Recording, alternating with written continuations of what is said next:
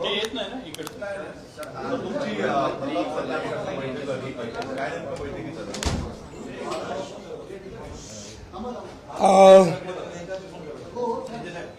धाराशिवला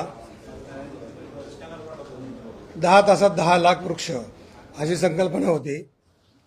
तर ती संकल्पना माझ्या 2 महिने त्यांचा फोन आला होता मला की तुम्ही या. तर मी म्हटलं माझा याच्यावर विश्वास नाही, कारण बीडला जो गिनीज बुक ऑफ वर्ल्ड रेकॉर्डमध्ये नाव करून 15 लाख लावले होते, त्याचा मला अनुभव चांगला नव्हता. मी गेलो नव्हतो त्या कार्यक्रमाला. पण गेल्या वर्षी इथं धाराशिवचे जे कलेक्टर आहेत कीर्तिकरण पुजार, तर मी आमच्या सह्याद्री देवराची माणसं पाठवली. त्यांचं काम बरोबर आहे का बघितलं. मला बराचसा विश्वास पटला आणि मी म्हटलं की ओके येतो. मी प्रत्यक्ष जाऊन ते काम बघितलं. आणि यावर्षी ज्या कसं आहे की कोणी सक्सेस झाला तर एका रात्रीत होत नाही, त्याची 10-5 वर्षाचा अनुभव बघावा लागतो. तसं हे जे कलेक्टर आहेत कीर्तिकरण पुजार, तर त्यांनी तिथं पाणी कुठं, झाडं कुठली, काय कुठली, याचा सक्सेस रेट काय आहे, या सगळ्याचा अभ्यास केलेला मी आमच्यातर्फे बघितला. आणि ते जाऊन बघितल्यानंतर मला खरं वाटलं. मी त्यांना गेल्या 10 वर्षापासून हा विचार करत होतो की प्रत्येक देवस्थानामध्ये वृक्षप्रसाद योजना सुरू व्हावी. मुख्यमंत्र्यांनी पण बऱ्याच वेळा सांगितलं होतं, पण यावेळेला मुख्यमंत्र्यांनी सांगितलं की हे होईल, त्यांचे महाल आहेत. त्यांनी कीर्तिकरांना पण फोन केला आणि प्रताप सरनाईक पण म्हणाले की आपण इथं वृक्ष योजना सुरू करू, वृक्षप्रसाद योजना. तर महाराष्ट्राचं आद्यदैवत तुळजाभवानी इथं दररोज 500 अभिषेक होतात. सकाळी 300 आणि दुपारी संध्याकाळी 200. तर तिथं प्रत्येक वेळेला किमान 5 ते 10 प्रकारची देशी प्रजातीची रोपं देऊन वृक्षप्रसाद म्हणून योजना सुरू झालेली आहे. आता ही योजना पूर्णपणे देवस्थान आणि सरकार यांच्या वतीनं चालू झालेली आहे.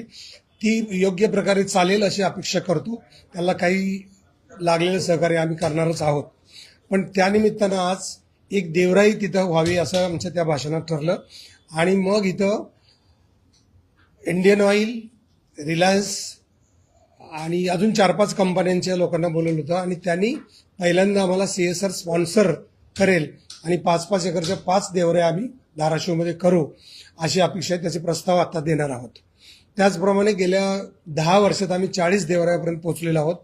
आणि उपलब्ध परिस्थितीत जे काय स्ट्रगल करत पुढे पोहोचलो होतो, आणि तीही माझ्या आईची 20 तोला केली होती. आणि आईच्या स्मृतीप्रित्यर्थ मी ठरवलं होतं की माझी आई मला माता आणि धरती माता ह्यात बघावी, दिसावी म्हणून करत होतो.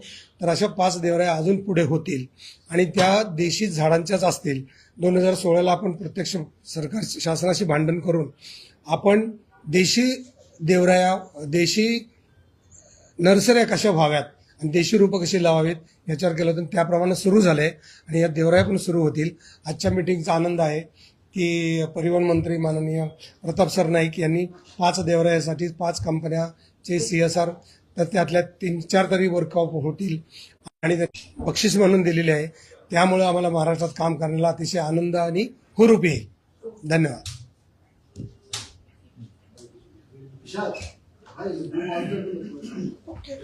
धन्यवाद.